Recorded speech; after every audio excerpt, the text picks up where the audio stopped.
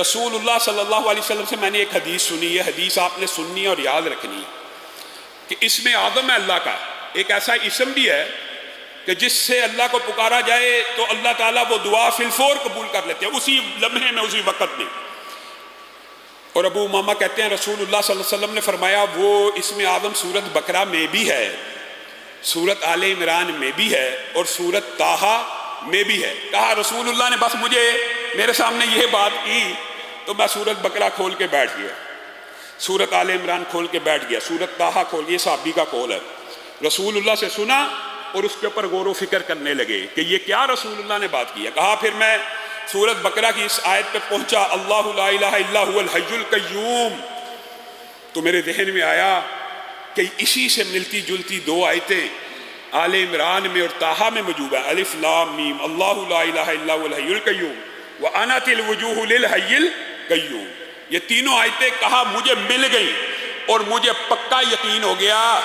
یعنی تینوں آیتوں میں کیا چیز ایک سی ہے۔ اسی وجہ سے محدثین نے، اور میرے جو نانا تھے خود بڑے شیخ الحدیث تھے حافظ محمد گوندلوی رحمہ اللہ، انہوں نے اسم آدم کی دیگر احادیث اور اس حدیث کو مد نظر رکھتے ہوئے ایک وظیفہ لوگوں کو بھی اور ہماری فیملی کو بتایا کرتے تھے، اور وہ کہتے تھے کہ مجھے یقین ہے، جیسے یہ ابو امامہ کی حدیث کے الفاظ ہے اور دیگر بھی اسم آدم کے حوالے سے 3 حدیثیں موجود ہیں، میں یہ سمجھتا ہوں کہ کوئی شخص اگر اسم آدم کو پانا چاہتا ہے تو وہ یوں کہے بسم اللہ الرحمن الرحیم، یہ بسم اللہ الرحمن الرحیم بھی شامل ہے، الف لام میم اللہ لا الہ الا هو الحی القیوم یا واحد یا ذی الجلال والاکرام، یہ مشکل نہیں ہے، بسم اللہ الرحمن الرحیم الف لام میم اللہ لا الہ الا هو الحی القیوم یا واحد یا ذی الجلال والاکرام۔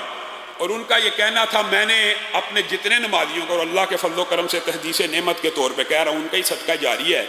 جس ساتھی کو یہ وظیفہ بتایا کہ یہ 313 مرتبہ پڑھ کے اسم آدم کا واسطہ دے کے اللہ سے دعا کریں، آج تک ابھی تک مجھے کسی شخص نے یہ نہیں کہا کہ میری دعا قبول نہیں ہوئی۔ ہاں یہ ضرور کہا ہے کہ ابھی 313 کے درمیان کئی دفعہ پڑھتے پڑھتے شیطان اس طرح کے وظائف پڑھتے ہوئے شیطان وسوسے ڈالتا ہے، مانتے ہیں تو پورے نہیں ہو سکے، تو جو بندہ یہ سمجھتا ہے ایک دفعہ 313 مرتبہ ایک نشست میں نہیں پڑھا گیا، توڑ توڑ کے پڑھ لے،